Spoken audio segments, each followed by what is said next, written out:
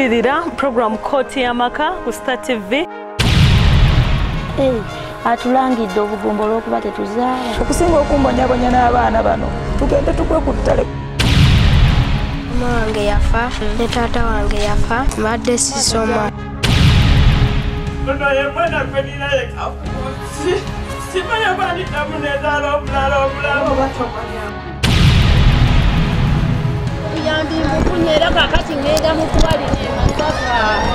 Buli Lwakutaano ku Star TV kwokka ssaawa 4:30 ez'ekiro paka ssaawa 6. Nange omulongo Babirye Sarah buli Lwakutaano ku Star TV kwokka.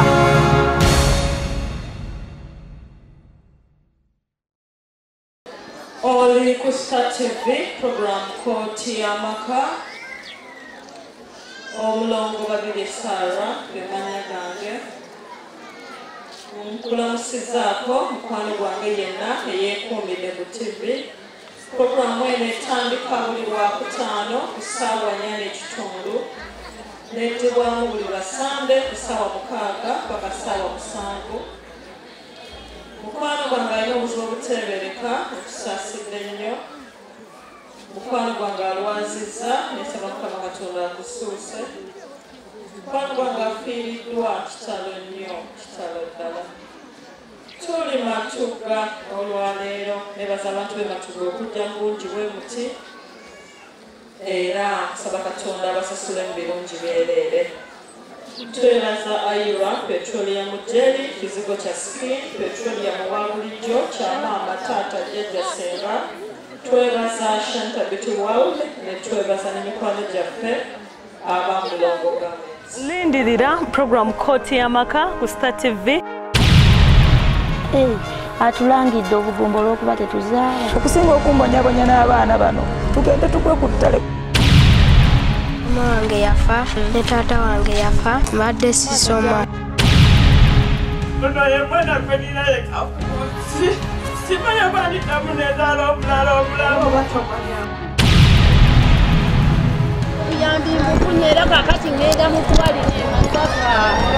Buli Lwakutaano ku Star TV kwokka ssaawa 4:30 ez'ekiro paka ssaawa 6. Nange omulongo Babirye Sarah buli Lwakutaano ku Star TV kwokka.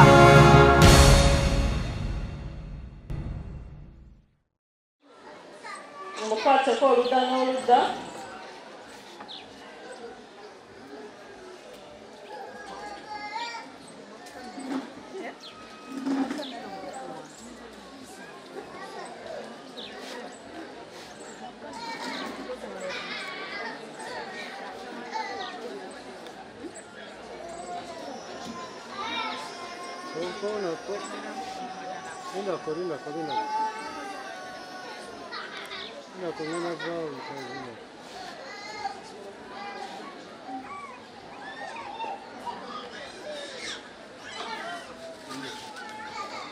Amannya go gwani? Yinza Presi Nambalirwa. Nambalirwa muvudde ludda? Tuvudde Wakisokayunga. Wakisokayunga. Ono omukyalo muyita otya? Maama wange. Maama? Ki ekimutawaanya kyatandika kitya? Maama wange ono yasooka ng'abeera mukyala abeerayo Ssemuto. Kaakati yasooka nga emisota nga gijjanga ewaka nga gyagala okuluma oba agenze mu ttooyi oba agenze ewa nga lwamu gyasangawo emisota. Oba kyali kyayalulirawo nga basanda kubibwawo mafuta? Nze simanyi kubanga we yayitanga baneiba ne bagikube ng'oluusi gibula oluusi nga bagikuba ne bagitta. Zaali ssaawa 12 ez'okumakya. Yali ng'azuukuse n'agenda emmanju n'akomawo mu buliri omusota ne gumuluma okugulu. Okugulu ne kusooka ne kutwala ebbanga nga kumuluma ne bamujjanjaba nga kwazimba konna bwe kuti. Naye oluvannyuma Mukama n'amuyamba ne kuwona. Then kaakati ebbeere lino lyatandika mpola mpola. Ebbeere lyasooka nga lijjamu engeri empiso ng'awuliramu empiso, awuliramu amafumu ng'omuntu afumitamu bwe bati, ng'awuliramu kaamulali n'ensolosozi. kaakati ne libeera nga terizimbye naye nga limbwa ekityo. Kaakati yasooka nga litandiikiriza, yasooka kuloota kirooto. Ekirooto kye yaloota nga waliwo omusajja, nga omusajja oyo alina enkoko nzirugavu. Omusajja oyo ng'enkoko ekulembedde omusajja amuvaako mabega.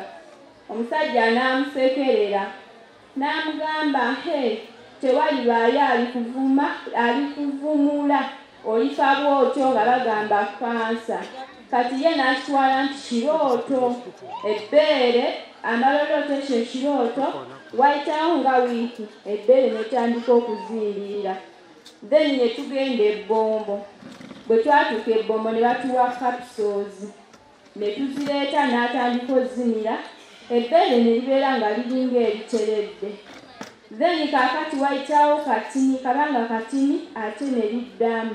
Era then ne tuddayo ebbombo.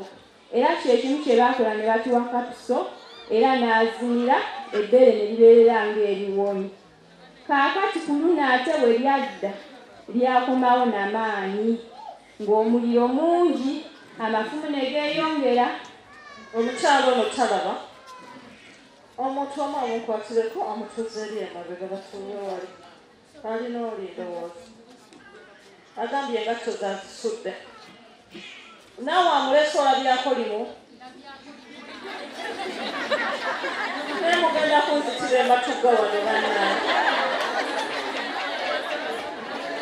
Alese maama olagawa, maama oli otya? Njendinyabo. Nampita mulongo gwe mukaddaani. Nze Cecilia Nakasi. Ala Cecilia Nakasi ofiiridde luddawa. Nziiridde Kapeeka. Kapeeka ery'ekiboga. Semuto. Maama nsonga ki bakuleetedde ki wano? Bagambye batya nga bakuleeta? Bandeetedde gwe mulongo. Nkole ki? Nzijanjaba amaaso olumbe lunnuma nnyo. Leero siinaayo maaso ge ngenda kukuwaala. Namenyeka emirundi kati ono ow'eriisa erimu ye omuyita otya? mwana wange. Maama yalese maama. Ng'oggyeko amaaso ki ekimutawaanya ekirala? Ki ekimutawaanya ekirala maama? Amabeere n'olubuto sifuluma bulungi. Amabeere ate gaabadde ki? Amabeere gazimbye gannuma. Andabe. Kale bika maama siba mpola. Gakuluma galimu obufumita. Nedda gannuma bulumi muli. Ebinyusi. Ne gannuma gonna. Gonna gakuluma.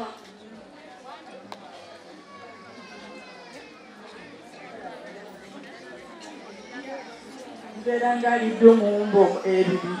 Olubuto olukuzimba. Nzimba. Naye nga mpulira ndi bubi nnyo. Ebisambi byonna bibabuukirya ng'omuliro paka ku bugere. Gwonna.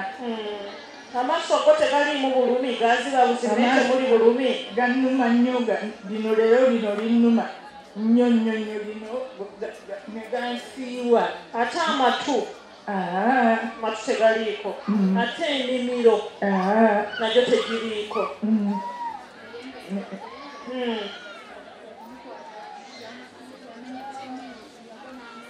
Yagwa n'amwenyeka ng'akyalaba oba nga talaba. Nga mulamu. N'agwa n'amenyeka. Weno mwayunga ate amaaso bwe gaziba.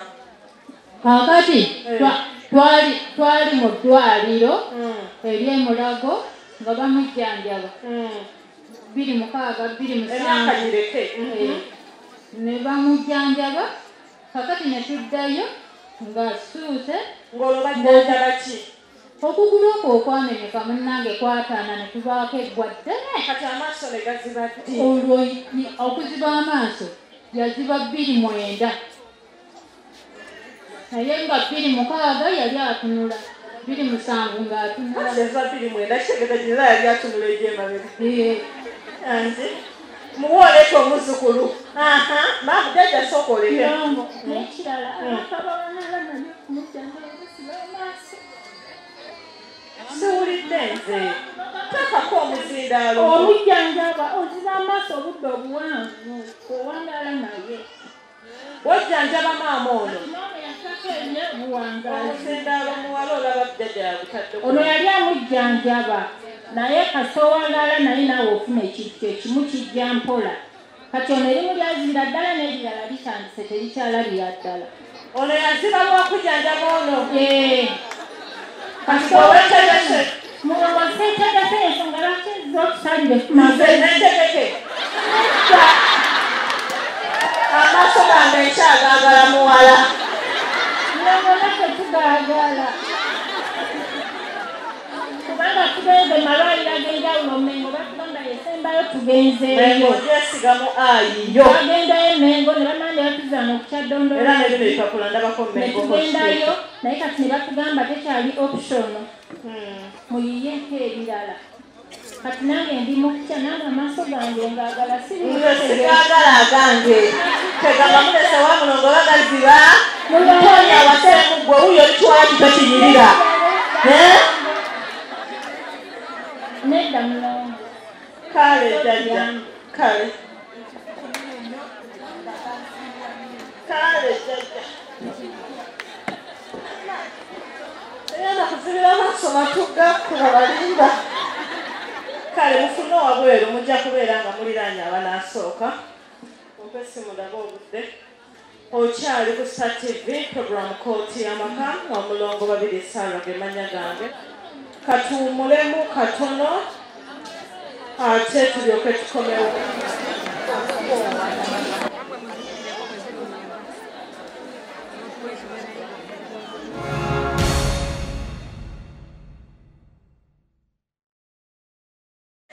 Oli ku Star TV program Kooti y'Amaka Omulongo 2 Sarah ge manya gange. Kakati tubadde ku bulumi obwali magulu ng'omusota gumaze okuluma maama. Nedda tubadde ku bbeere nga muzzeeyo mu ddwaliro okufuna kapiso. Yali essemuto. Era n'essemuto bwe twatuukayo n'agamba busawo kapiso ze bampa ebulumi kale bugira ne buvaawo naye ate ne bukomawo. Kaakati era ne bamwongera eddagala edda ne bamugamba mireere ne bamugamba bwe liba ligaanye awo mweyongereyo ewalala. Era bwe yalimira n'atwala mukeera akaseera era ebbeere era ne likola ki ne liddamu era ne likomawo. Kati awo mu kudda ne tulyoka tugenda eMulago. Bwe twatuukayo eMulago ne bamukebera ne batugamba bagenda muggyako omusaayi bakebere buli kimu then n'ebbeere balikebere. Era ne babikola ne basooka ne babumuggyako ne bamuggyako obunyama ku bbeere ne batwala ne bakebera. Then results ne zikomawo ne batugamba nti alina kansa. Bwe batugamba nti alina kansa kati essaawa zino tuwezezza emyezi 7. Naye okuva kwegyo emyezi 7 nga bakitugamba tugenda kyebamala era paka ssaawa zino bakyamuggyako omusaayi bakyamuggyako omusulo byetumala byebaddamu tebatugambangako nti oba tugenda kukola kino oba kino oba kiri naye nga batugamba ebyo. Kaakati mulongo obuzibu bwe twafuna essaawa zino abaali batuyambayambako nga famire baatwerabira. Buli omu yenna kati takyatuliko. Maama wange kati nninga nze kaaliwo n'omwami wange ate naye takyalina era okuva kati maama we yajja oluusi n'ekyokulya kitubula. Twali mu ddwaliro batuwa ekitanda ne tumalayo wiiki emu ne batugamba tudde ewaka. Ne tukomawo ewaka era nga batugambye nti baagala ekifaananyi eky'omutima n'olubuto. Ssente ne zitubula. Baali batusabye $10,000 naye n'embeerawo nga nsaba Mukama nnyambe. Mukama alina omuntu gwe yayitamu nga wa kyalo n'ampa $10,000 yali azze kulaba ku maama wange. Ne tugenda ne bakebera omutima ne batugamba ebintu byonna mu lubuto biki biramu. Kaakati tulina kojja waffe yalinga abadde atuyamba. Yali olunaku lwe yankubira nti ngenda basindikira ssente nagwa kabenjera kati ye ali wansi.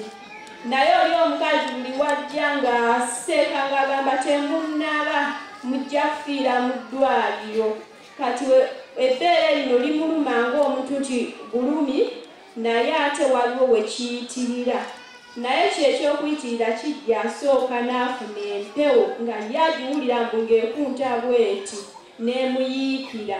Bw'emala okumiikira n'abanga bwe bayiiridde obuwuka oluusi ne yeekunkumula yenna n'agamba nti obuwuka bumuluma naye nga gwe tobulaba. Then ne wabaawo ekirisitula bwe kiti mu bbanga osanga lyewanise bwe liti ng'akaaba nga litumbidde ng'awulira ngu waliwo ng'ekintu ekisindikayo kiti wabeemu ekivaayo kigwe n'omutima gubuukemu era awo nga ggwamu amaanyi adda buzingulu. Kati guno bwe tusembyewo kugenda mu ddwaliro ne batugamba tetulina kye tugenda kubakolera mpozi tuyinza obbayamba ne tulikalirira ne batusaba emitwalo 80 naye mulongo tetulina wadde 10. Abantu bonna baatwejjako buli tewakyali atuliko nze ali ku maama wange nzekka naye obulumi bungi ate nange siina kyennina. Bwetyo bwe tuyimiridde tetumanyi kyakola banga batugamba tebalina kye basobola tukolera awatali ssente. Bagamba batulina 80 nga balikalirira bwe batyo bwe batugamba emulago.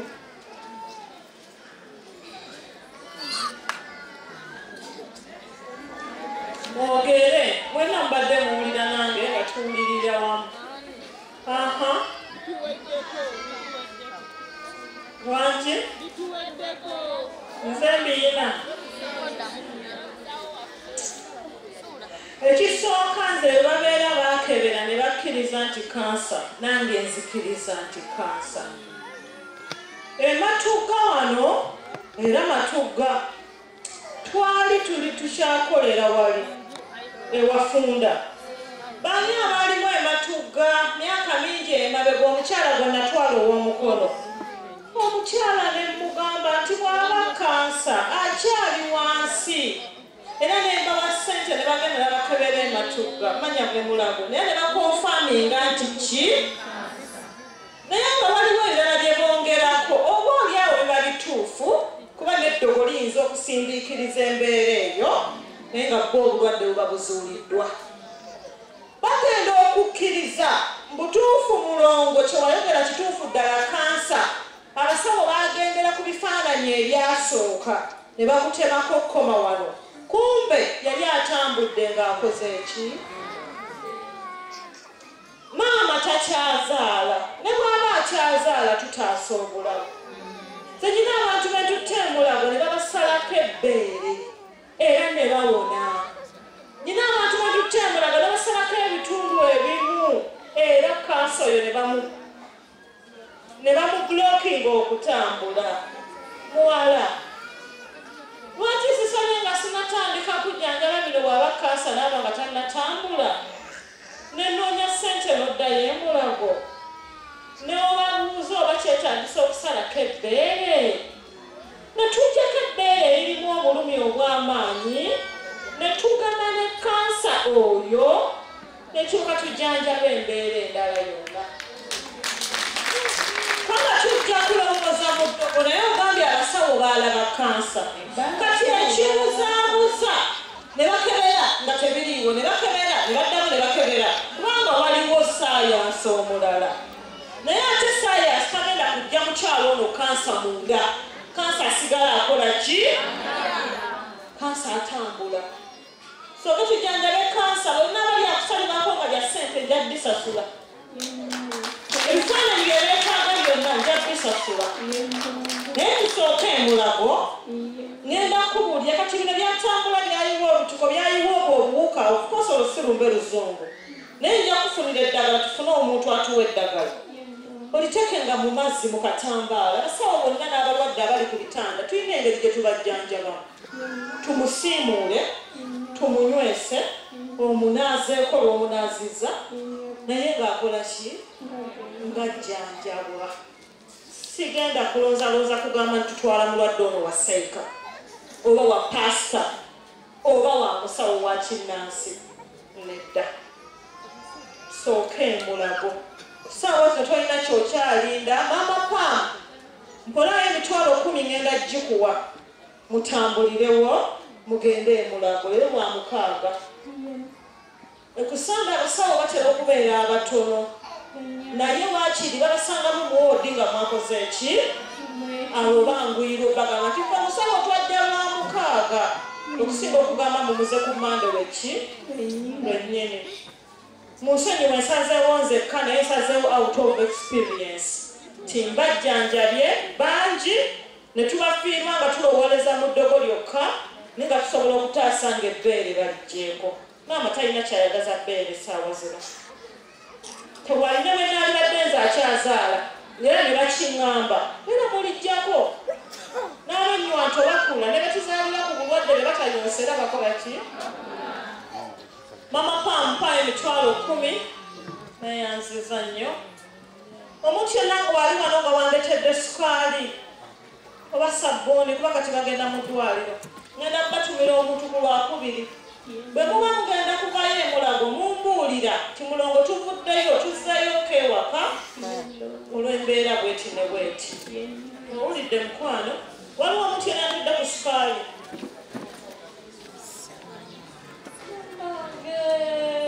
yanjuluza kati bamuvumidde eki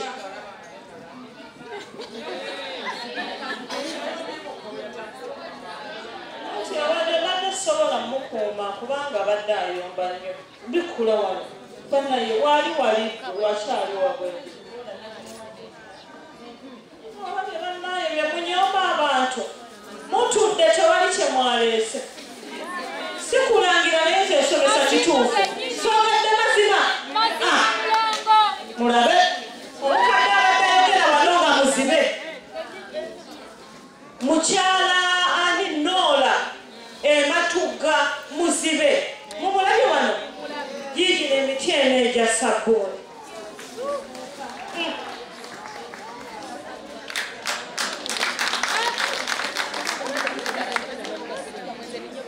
nimuwona agenda mu ddwaliro sabbuuni twalako emiti eri tweyanziza nnyo mulongo omukama akuwa nnyo omukisa tweyanziza nnyo wannaye mwebale nnyo mwebalire ddala mulongo muli mu kaveera kale maama tujja kuwona mugende mutandikire okwo tulabe obujjanjabi waliwo mu byasoose muwadde omulwadde oli nja baweereza ku mande inshallah tweyanziza nnyo banaweereza mwebale yennyabo mwebale nnyo mwebalire ddala mwebale kutuyamba naleseeyo ne ku ngoye omuntu yona naddala bajjajja abalina abazzukulu abali sayidi eno naleseeyo engoye tujja gabana mpola mpola giziri ewabweru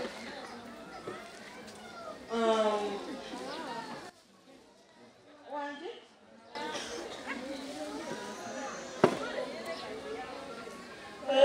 bambeze twebaza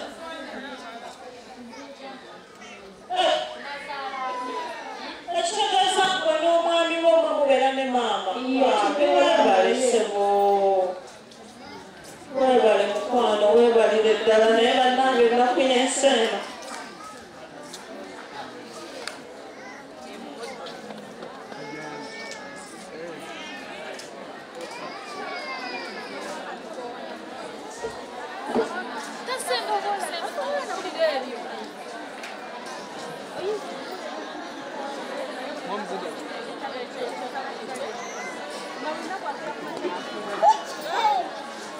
ekitegeeza mama abeera nammwe mu nju yammwe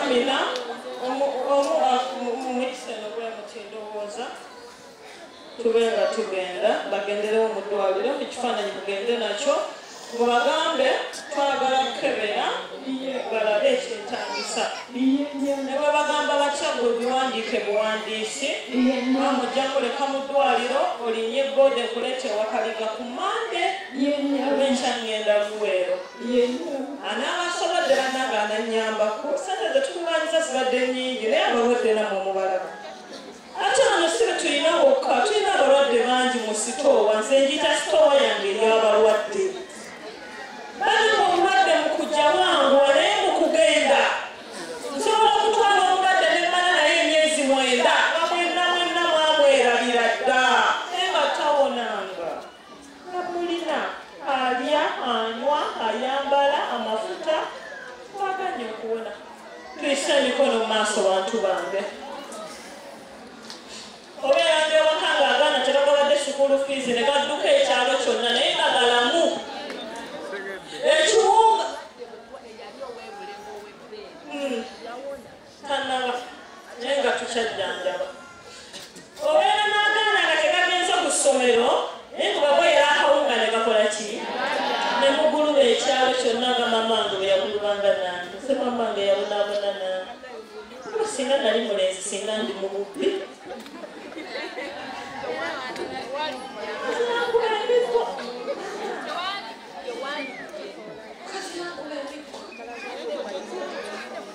Safa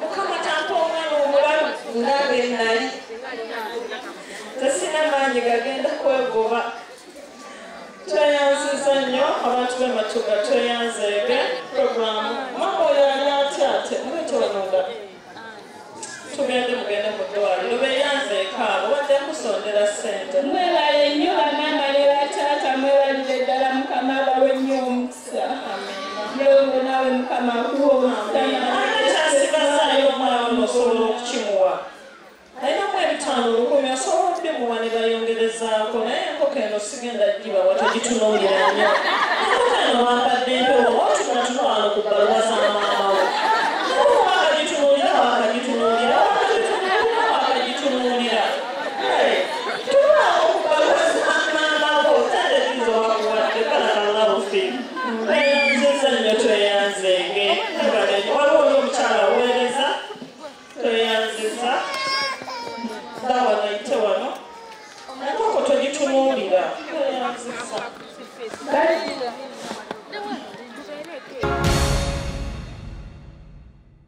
lindirira program Kooti y'amaka ku Star TV. Atulangidde obugumba olw'okuba tetuzaala. Okusinga okumbonyabonya n'abaana bano tugende tukwe ku ttale. Mama wange yafa ne taata wange yafa mbadde sisoma. Ono ye mwana gwe niraleka simanya kwandiddamu nezaala omulala batomanya yambi mbukunye era kakati ngenda mu kubalira emasaka buli Lwakutaano ku Star TV kwokka ssaawa 4:30 ez'ekiro paka ssaawa 6. Nange omulongo Babirye Sarah buli Lwakutaano ku Star TV kwokka.